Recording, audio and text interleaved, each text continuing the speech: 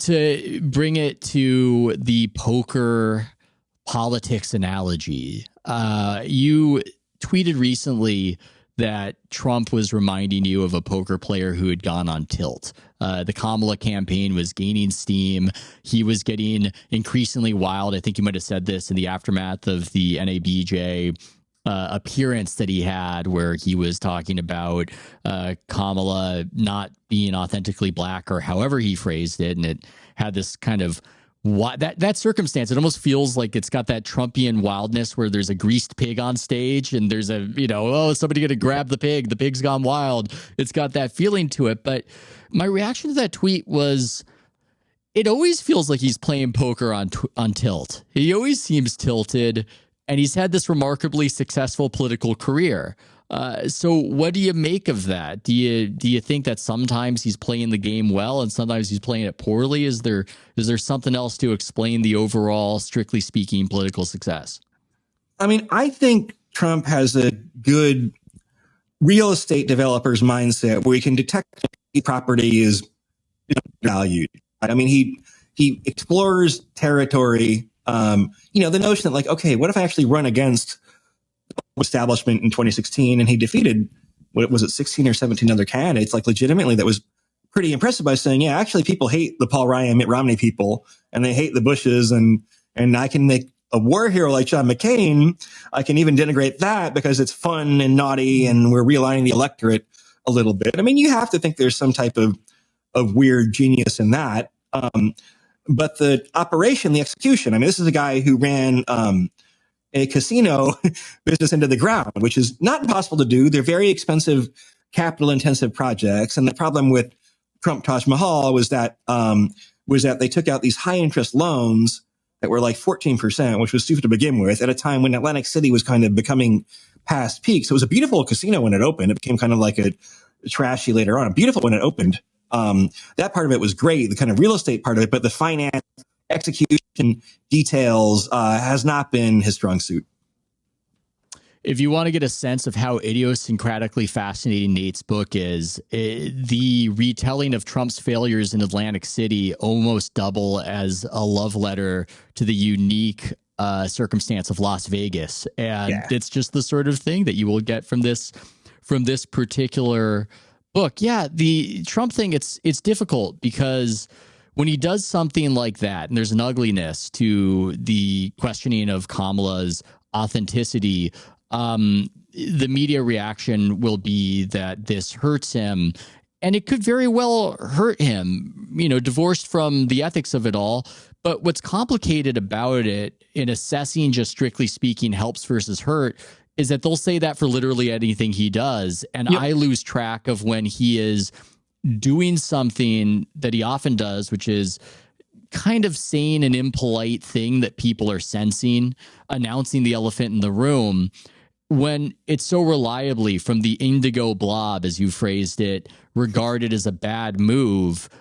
I lose track of when he's playing the game right for his own strategy versus playing it wrong. I'm pretty sure he's playing it wrong when he's attacking the governor of Georgia. I'm pretty sure that one is playing it wrong. But this other stuff, I find it very hard to track and check against what the media is telling me.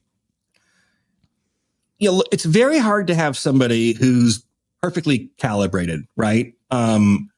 Where they only do the smart, eccentric things, but don't also do weird, eccentric things. It's like almost impossible. I think it probably literally is like two sides of the same coin. And on some level, there is something kind of quite, like, my guess is that Trump probably has a fairly high IQ, at least along some dimensions, right? And that the instinct to tweak people has kind of served him well at various times. I mean, he's had some moments. I mean, he had that moment after the assassination attempt. He also had a low-key moment in the debate where kind of almost very good poker player's instinct, where he understood that Biden was going to really struggle to get through that 90 minutes, 100 minutes, whatever it was, right? And he didn't need to overdo it too much and like punches pulled and let Biden kind of punch himself out and be the story and don't make yourself sympathetic. Like that, I think, was like quite smart tactically. And he also knew that like Biden wasn't capable of coherently pushing back. I mean, Trump told lots of shit that was total BS, right? Which is a problem anyway if there's not fact checking, but the better version of Biden would be able to pick up on one or two things and aggressively push back. And Biden was just totally unable to do it. And so he was showing ability to adapt in the moment and experiment. And you're probably never going to get somebody who, like I said, always makes the right play in every situation.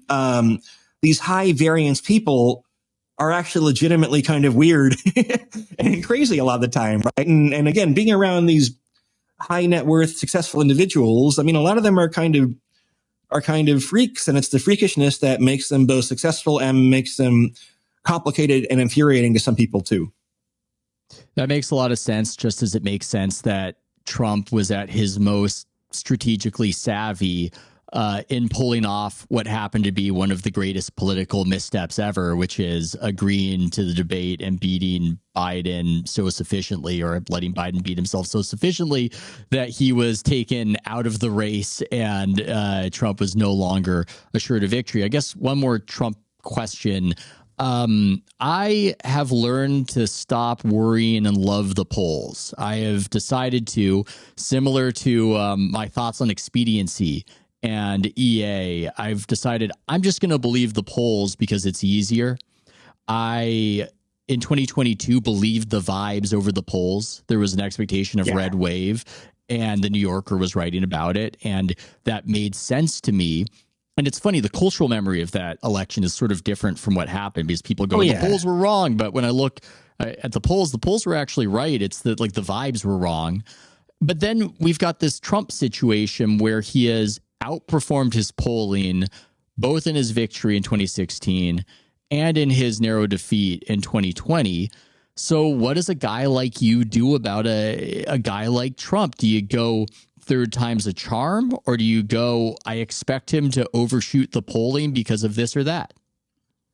It's a sample size of two.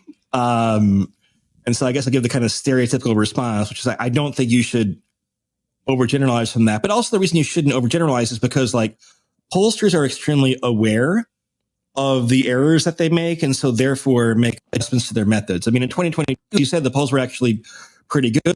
They were pretty good in 2018, for example. The previous presidential election before Trump, 2012, they were actually a little bit low on Democrats, but pretty good. But these are people that have incentives to get the right answer, even though polling is hard. So it's kind of like an efficient market hypothesis thing where can you outpick the consensus of Wall Street equity desk analysts? I mean, maybe they're probably not the smartest people in the world relative to some other people, but they're probably at least pretty good, and they have strong financial incentives to be right. And just because they lowballed Amazon stock or whatever last time doesn't imply that they'll do so permanently. And so, it's not that the polls are always right. I mean, they've had 2020 was a really bad year for the polls, and Biden was lucky that he held on to win the race, given how bad the polls were.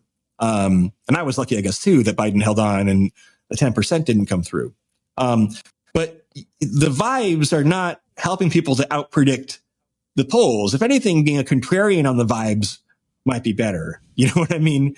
The delta somewhere between anti-vibes and polls is maybe not always a bad place to wind up.